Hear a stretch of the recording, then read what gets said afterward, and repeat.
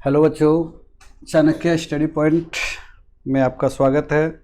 आप सभी बच्चे बहुत अच्छा से पढ़ रहे होंगे, ऐसा मेरा मानना है। और निश्चित रूप से आपका जो है परीक्षा भी अच्छा जा रहा होगा।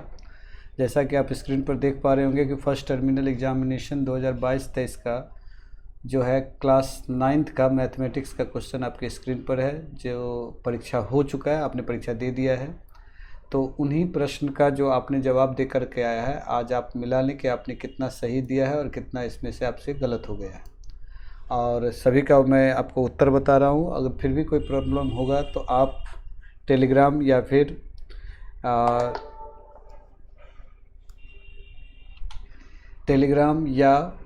आप जो है कमेंट बॉक्स के ज़रिए अपनी बात को रख सकते हैं। और आप यहाँ देख पा रहे होंगे स्क्रीन पर दिया है 3.25 घंटे का ये एग्ज़ाम हुआ था, 100 मार्क्स का था।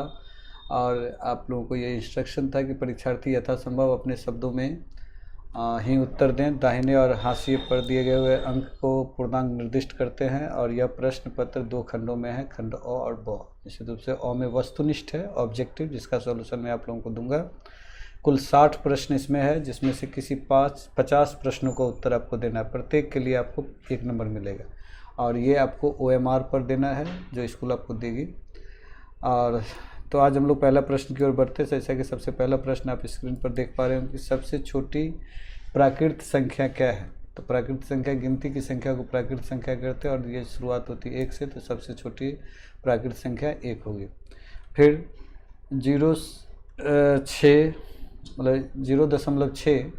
पर 6 पर रैकरिंग देख रहे हैं, इसे P/Q के रूप में लिखना है। ये भी पहला ही चैप्टर से संबंधित है, तो इसमें आप देख पा रहे होंगे कि इसका उत्तर हो जाएगा C 2/3। फिर प्रश्न करें, यदि बहुपद gx का एक गुणनखंड x-7 है, जहाँ g 7 है, तो इसका सॉल्यूशन क्या होगा। तो x की जगह अगर आप 7 रखते हैं तो 7 - 7 क्या होगा, 0। इसका उत्तर भी होगा C। बिंदु 3, 7 किस पाद में है, तो ये आप जानते होंगे, पहला, दूसरा, तीसरा, चौथा दोनों प्लस है, तो इसका मतलब प्रथम, तो इसका उत्तर होगा A।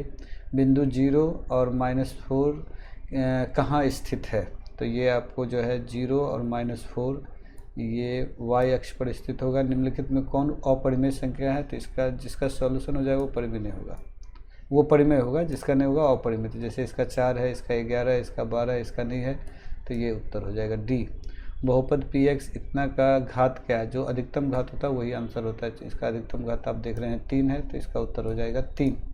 सबसे छोटी अभाज्य संख्या कौन है, तो सबसे छोटी अभाज्य संख्या 2।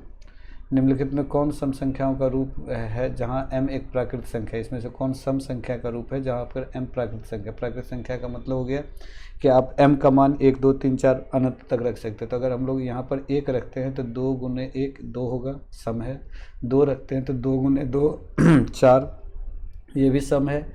तो निश्चित रूप से उत्तर तो ये दिख रहा है, लेकिन अगर आप इसको भी देखना चाहें तो देख सकते हैं। अगर यहाँ 1 रखते तो 2 1 कम 2, 2 में से 1 घट गया तो 1, तो ये विषम हो जाएगा। 2 अगर रखते तो 2 दूनी 4, 4 में से 1 घट गया तो हो जाएगा 3, तो ये भी विषम होगा, तो ये नहीं होगा। यहाँ पर भी वही स्थिति है, 2 दूनी 4 1 5 होगा, 2 1 कम 2 1 3 होगा, ये भी विषम आएगा, तो इसलिए इसका उत्तर हो जाएगा A।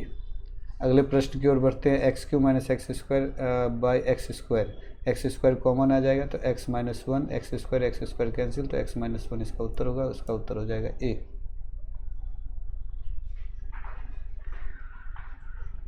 तो प्रश्न संख्या हम लोग देख रहे थे 10। 11 नंबर को देखते हैं। 11 नंबर है कि x² × x² + 4x + 4 का घात क्या होगा। तो अगर इसको हम लोग गुना करते तो x² x⁴, तो इसका घात हो जाएगा D। उत्तर हो जाएगा D, यानी कि 4 होगा इसका घात, तो उत्तर हो जाएगा D। किसी बिंदु y अक्ष पर लंबिक दूरी 5 इकाई है, तो उस बिंदु की भुज क्या होगी। तो 12 का उत्तर हो जाएगा B, 5 ही होगा। एक रेखा पर कितने बिंदु होते हैं, अनंत, D।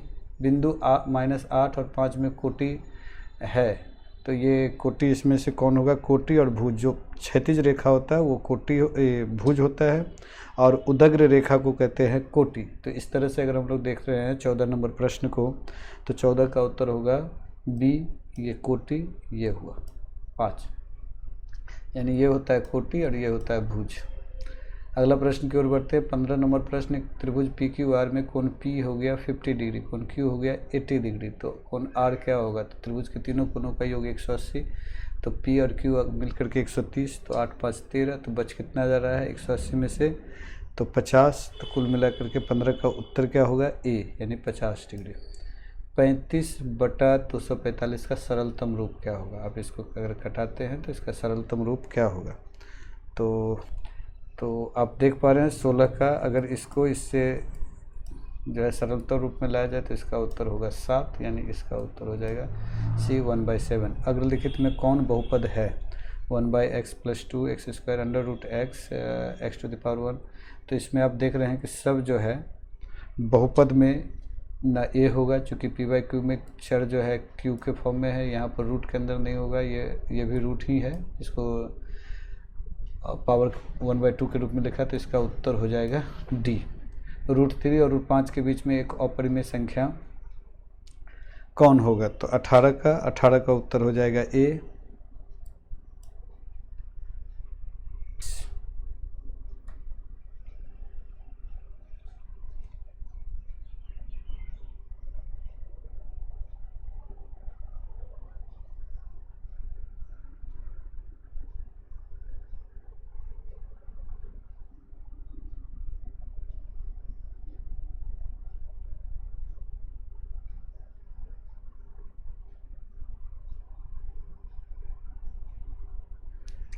यूक्लिड किस देश से संबंधित था?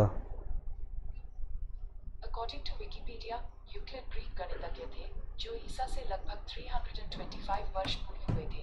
ऐसा कहा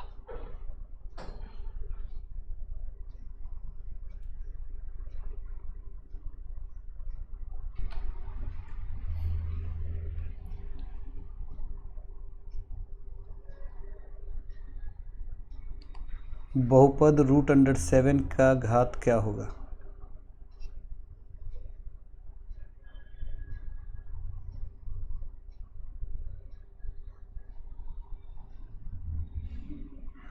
बहुपद √7 की घात है।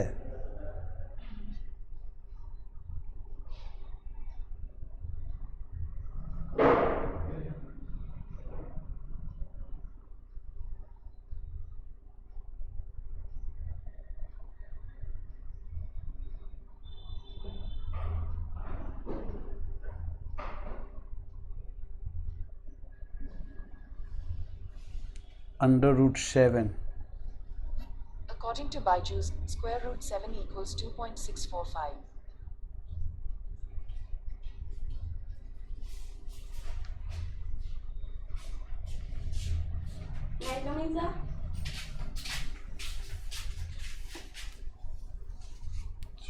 हो गया। एक ही को परीक्षा बचा ना? साइंस सोमवार को है। ठीक, चल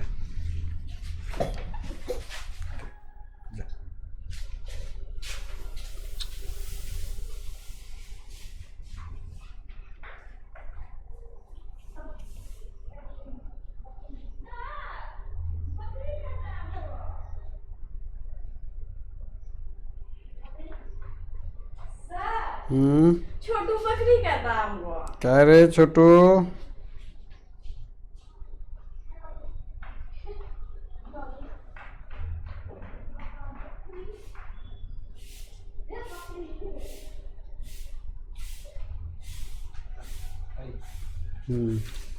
सब पहले एक बार मैथ लाए, फिर सब विषय लाए।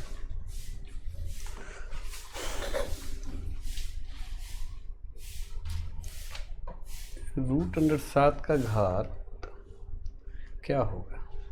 0 होगा। 1/2 होना चाहिए, वही ना। इसका उत्तर 1/0 दे दिया है ना? डी दे दिया। 25 का 1/2 होना चाहिए।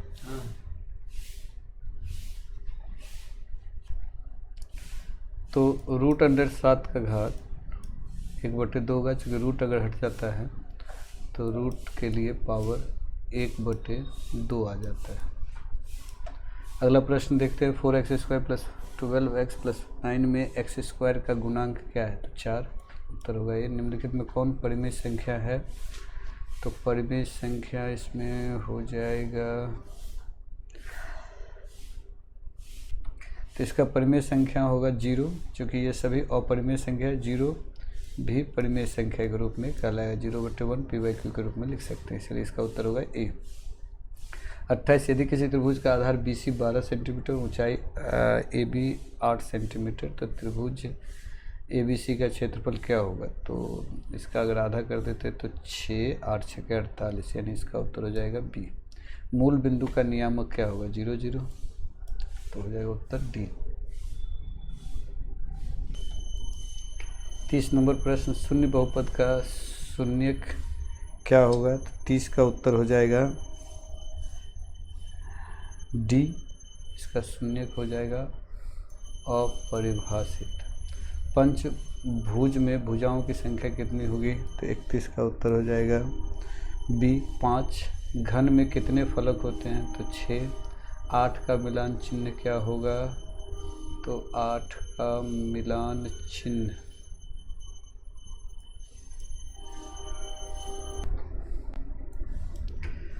चौंतीस नंबर देखते हैं। तो 0, 4, 5, 9, 10, 14 का कैसा वर्ग अंतराल है? तो इसका उत्तर हो जाएगा 34 का ए, अनियति व्यापी। चतुर्भुज के चारों कोनों का योग कितना समकोण के बराबर होता है? 4, चूँकि 360 डिग्री होता है। निम्नलिखित में कौन सही है? S = A + B + C/2, यानी कि जो त्रिभुज का अर्ध परिमाप जो है यहाँ पर दर्शाया गया है। तो 36 का उत्तर तो स्पष्ट रूप से ए होगा, क्योंकि अर्ध परिमाप तीनों भुजाओं का योग का आधा। समांतर चतुर्भुज का क्षेत्रफल क्या होगा? तो प्रश्न संख्या 37 का उत्तर हो जाएगा आधार गुना संगत ऊंचाई। ठीक है, डी। यदि px x² - 4 px x² + 4, तो px + qx का वैल्यू क्या होगा? दोनों को अगर जोड़ते हैं तो ये कर जाएगा 2x², यानी उत्तर हो जाएगा बी। 39 में एक समबाहु त्रिभुज का प्रत्येक भुजा 3 सेंटीमीटर है, समबाहु त्रिभुज है, तो इसका परिमाप क्या होगा? तो 3 सेंटीमीटर अगर समबाहु त्रिभुज है तो 3 भुजा, तो 3, 3, 3, यानी कि उत्तर हो जाएगा क्या? 9।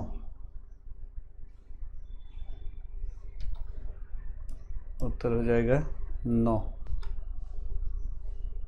प्रश्न संख्या 40, एक समबाहु त्रिभुज का क्षेत्रफल 36√3 सेंटीमीटर स्क्वायर, तो प्रत्येक भुजा क्या होगी? तो इसका फार्मूला होता है √3 × भुजा स्क्वायर, √3 कैंसिल हो गया तो 1 का यानी 6, तो निश्चित रूप से 40 का उत्तर हो जाएगा बी। प्रश्न संख्या 40, इसका उत्तर हो जाएगा 12, चूँकि समबाहु त्रिभुज का क्षेत्रफल होता है √3/4 भुजा स्क्वायर, और इसको अगर सॉल्व करते हैं तो भुजा आ जाता है 12। निम्नलिखित में से कौन 75 डिग्री का समपूरक कोण होगा? पूरक और समपूरक। पूरक का मतलब होता है जिस दो कोणों का योग 180 डिग्री होता है उसे समपूरक कहते हैं, और जिन दो कोणों का योग 90 डिग्री होता है उसे पूरक कोण कहते हैं। तो इसका 180 में से 75 घटाएंगे तो 105 डिग्री, तो उत्तर हो जाएगा डी। प्रश्न संख्या 42 में आप देख पा रहे हैं, निम्नलिखित में से किसके लिए प्रमाण की आवश्यकता होती है? परिभाषा, साध्य, अभिगृत या अभिधारणाएं। तो किसके प्रमाण की आवश्यकता है? तो अभिधारणाओं को। यदि px x² - 4x + 4, तो p2 होगा, तो 2 का स्क्वायर 4, 4 दूनी इधर 8 हो गया, तो 4, 4, 8, 8 में से 8 घट गया तो 0। निश्चित रूप से डी का उत्तर हो जाएगा, 43 का उत्तर हो जाएगा डी, 0। यदि अब वर्ग के विकर्ण की भुजा की लंबाई 10√2 सेंटीमीटर हो तो वर्ग का क्षेत्रफल क्या होगा? भुजा की लंबाई, तो इसका स्क्वायर कर देंगे तो 10 का स्क्वायर 100, 2 का स्क्वायर 2, तो 100 × 2 200, यानी इसका उत्तर हो जाएगा 44 का। तो यदि वर्ग के विकर्ण की लंबाई, तो विकर्ण की लंबाई का फॉर्मूला है √2a बराबर हो गया 10√2, तो √2 कैंसिल हो जाएगा, तो a बराबर हो जाएगा 10, 10 का स्क्वायर 100, यानी उत्तर हो जाएगा सी। 45 यदि किसी घन के प्रत्येक भुजा a सेंटीमीटर हो तो उसका पृष्ठीय क्षेत्रफल क्या होगा?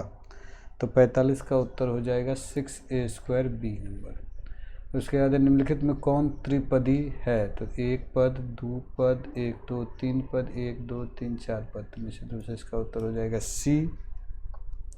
बात करते हैं 46 का। तो 46 में निम्नलिखित में कौन रैखिक बहुपद है? तो रैखिक बहुपद है, तो रैखिक बहुपद 46 का 47 का हो जाएगा ए। 48 की बात करें, आंकड़ा इतना इतना इतना में का परिसर क्या होगा? तो 48 का उत्तर हो जाएगा सी। इतना का मिलान चिन्ह क्या होगा? तो ये 5 का निशानी है, तो 5 5 10 2 12। बी उत्तर किसी त्रिभुज में दो कोणों का योग 85। तो तीसरे कोण कितना होगा?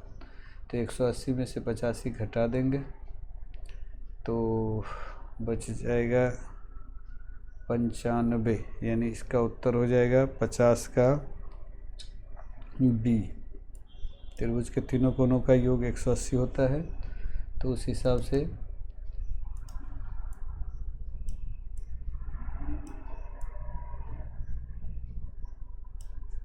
प्रश्न संख्या 51, 76 = 11 × 6 + 10 में शेषफल क्या है? बड़ा ही अनोखा प्रश्न है ये 51 का। तो इसका उत्तर हो जाएगा 10। वर्ग अंतराल 10 से 19 में निम्न वर्ग सीमा क्या होगी? 52 का उत्तर हो जाएगा ए, यानी 10। 53 की बात करते हैं। तो 53 में निम्नलिखित में 70 माप वाले कोण का पूरक मैंने बताया दो कोणों का योग 90, तो पूरक, तो 70 और 20 90, यानी 53 का उत्तर हो जाएगा बी 20 डिग्री। 54 gx = x + 4, तो gx + g - x, यानी कि इसका माइनस क्या होगा? तो 54 को अगर हम लोग सॉल्व करते तो इसका उत्तर हो जाएगा 0, क्योंकि इसी में से फिर इसको ही माइनस कर देंगे। तो बात करते हैं 55 का। 55 में है 0 से 10, 10 से 20 में संख्या 10 किस अंतराल में सम्मिलित है? तो इसका उत्तर हो जाएगा 55 का सी, यानी ए और बी दोनों। a + b का होल स्क्वायर बड़ा सिंपल है, a² + b² + 2ab। तो इसका उत्तर हो जाएगा यहाँ बी। निम्नलिखित में कौन 1/3 का दशमलव निरूपण है? तो 57 को अगर देखते हैं तो 1 में अगर 3 से भाग देते हैं तो 0.3333 आते रहता है। इसका मतलब 3 पर रैंकिंग हो जाएगा 57 का सी। 3a² b² + b³ का घात क्या होगा? तो इसमें मैक्सिमम घात वाला को लेते हैं। तो 58 में मैक्सिमम घात 3 है, तो इसका उत्तर हो जाएगा बी। परिमेय संख्याओं के जोड़ का तत्समक अवयव यानी आइडेंटिटी एलिमेंट क्या होगा? तो 59 का उत्तर हो जाएगा 0। और अंतिम प्रश्न, सबसे छोटी यौगिक संख्या क्या होगी? तो इसका उत्तर हो जाएगा सबसे छोटी यौगिक संख्या यानी कंपोजिट नंबर हो जाएगा डी 4। तो इस प्रकार बच्चों आप लोगों के बीच मैंने 60 प्रश्नों का सॉल्यूशन दिया है। सभी ऑब्जेक्टिव सॉल्यूशन है और डिस्क्रिप्टिव सॉल्यूशन आपको वीडियो क्लास के द्वारा मैं दूंगा कभी। तो आज के लिए इतना ही, फिर अगले क्लास में मिलते हैं। आप सभी अपने तैयारी को अच्छा से करेंगे और 10वीं कक्षा के बोर्ड के लिए भी आने वाले समय में इस चैनल से जुड़ेंगे। बहुत बहुत धन्यवाद।